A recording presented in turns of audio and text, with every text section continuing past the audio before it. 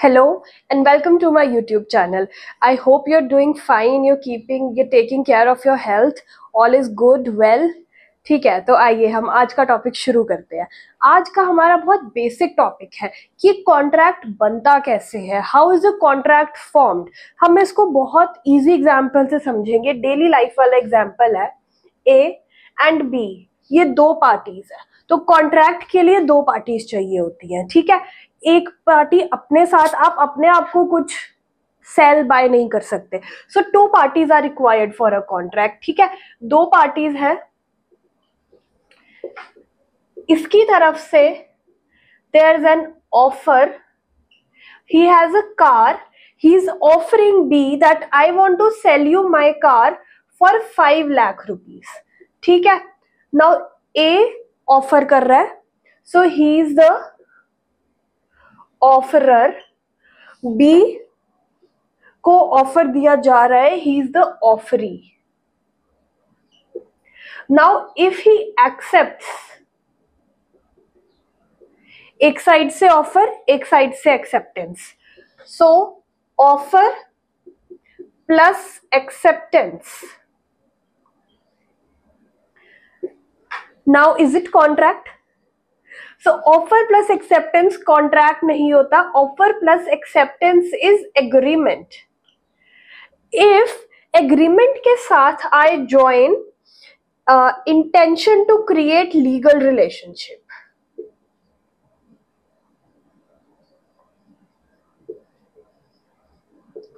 सो offer acceptance बन गया agreement, agreement के साथ if I join intention to create legal relationship, ये बन गया कॉन्ट्रैक्ट, जिसकी डेफिनेशन कहां दी हुई है? इसकी डेफिनेशन दी हुई है section 2 clause H of Indian contract act. Indian contract act का सेक्शन 2 क्लॉज H बताता है an agreement enforceable by law is a contract. So agreement है, enforceable by law, intention to create legal relationship, A और B के बीच contract हुआ to sell his car, ठीक है। ये एक लीगल रिलेशनशिप क्रिएट करने की बात हो रही है। फॉर एग्जाम्पल, आप अपने फ्रेंड को इनवाइट करते हैं कि मेरे घर डिनर पे आइए। अब फ्रेंड आपका नहीं होता, ही डिडंट टर्न अप, आपने सारी प्रिपरेशन करी, सब कुछ करी, but he didn't turn up. You can not sue your friend in the court of law that he didn't appear for dinner at my house, because यहाँ पे intention to create legal relationship missing है। यहाँ पे it's just casual conversation, कुछ legal relationship नहीं create हो रहा है यहाँ पे, इस वजह say that is not contract. अगर उसका वो ब्रीच कर देता है, he didn't turn up for dinner, तो this will not invite any legal consequences, वो कोर्ट में जाके डैमेजेस नहीं मांग सकता। सो यहाँ intention to create legal relationship होनी चाहिए, तब जाके ये कॉन्ट्रैक्ट बनता है। I hope this is clear. So formation of a contract is by offer acceptance which turns into agreement. Now agreement coupled with intention to create legal relationship results in the formation of contract, which is defined in section 2H of the Indian Contract Act, ठीक है।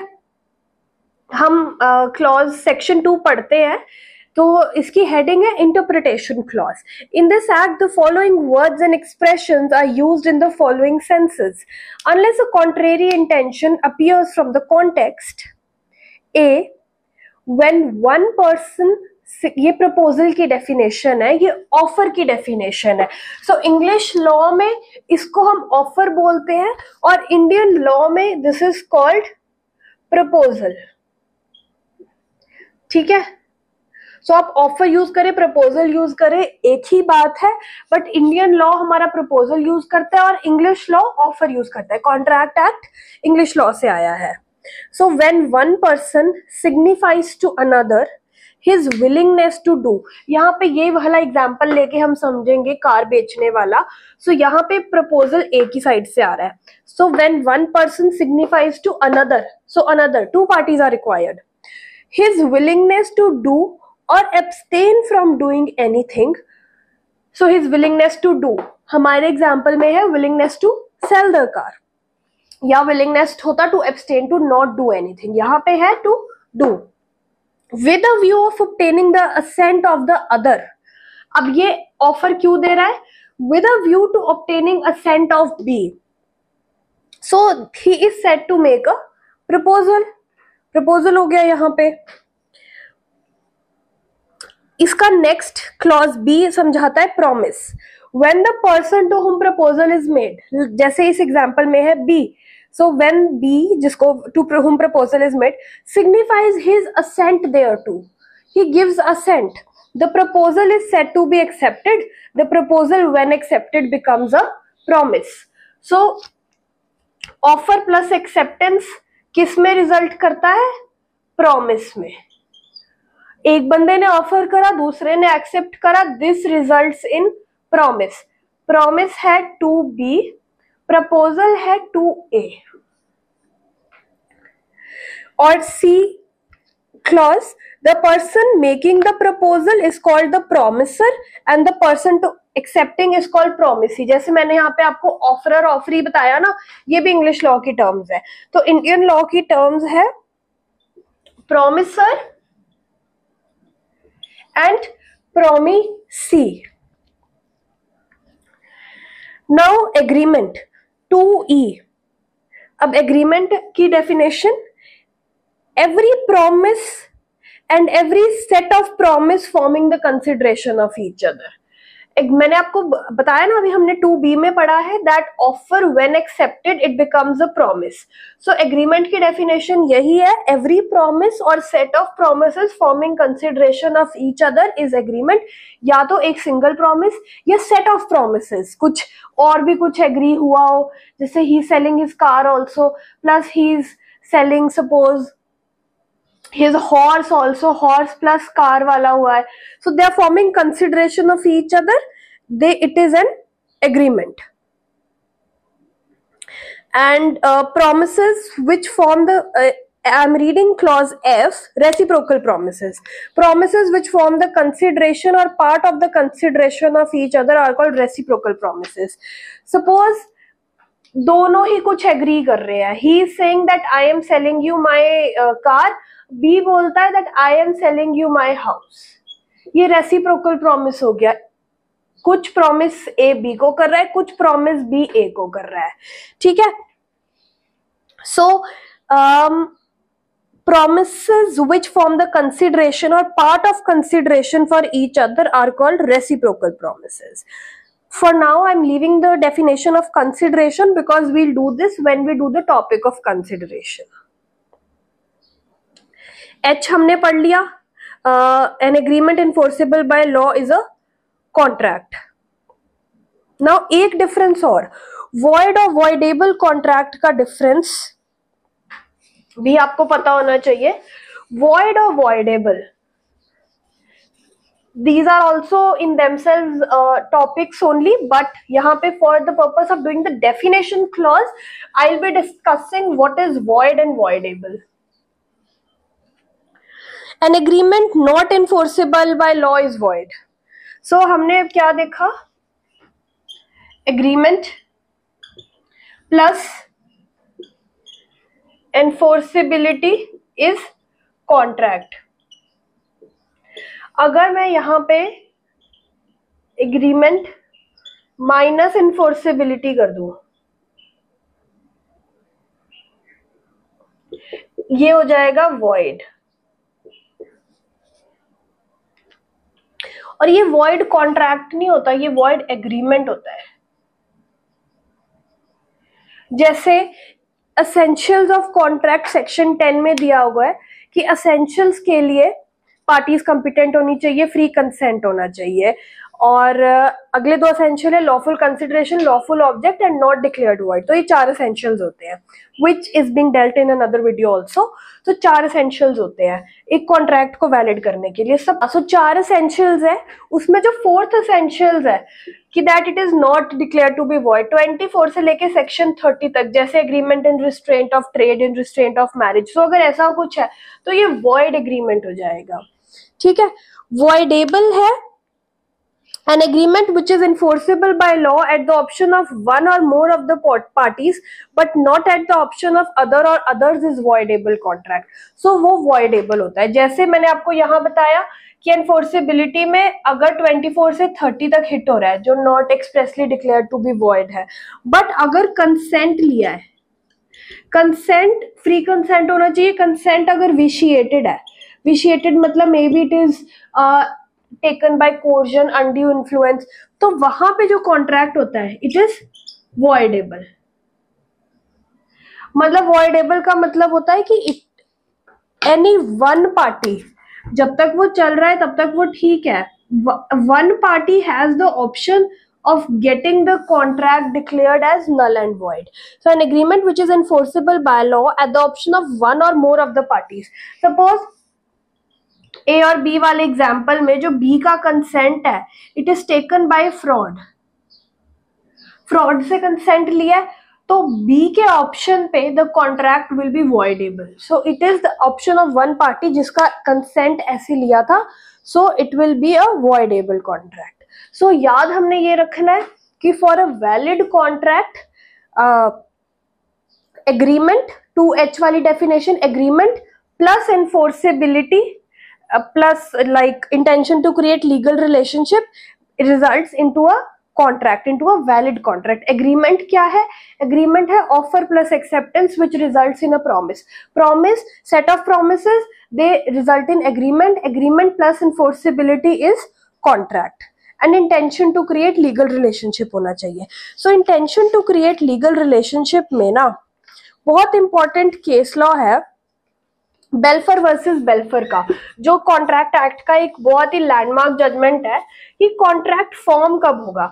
सो it there should be intention to create legal relationship on part of the parties. ये एक husband wife का agreement था, Balfour versus Balfour. This is 1919 King's Bench. इसमें हुआ क्या था, husband and wife they went to England on a holiday. तो husband had to return to Sri Lanka for some work. वो हस्बैंड वाइफ श्रीलंका में रह रहे थे, they were Indian but he was working in Ceylon in Sri Lanka and they went on holiday in England. वहां पे wife को कुछ हेल्थ इश्यूज हो गए, so wife could not return, husband returned. ठीक है, husband promise to pay her monthly allowances but he paid for few months, उसके बाद ही डिडंट पे। तो wife brought an action to recover the agreed sum. Wife ने बोला कि आपने जो मुझे सम प्रॉमिस करा था मुझे हर मंथ वो पे करो।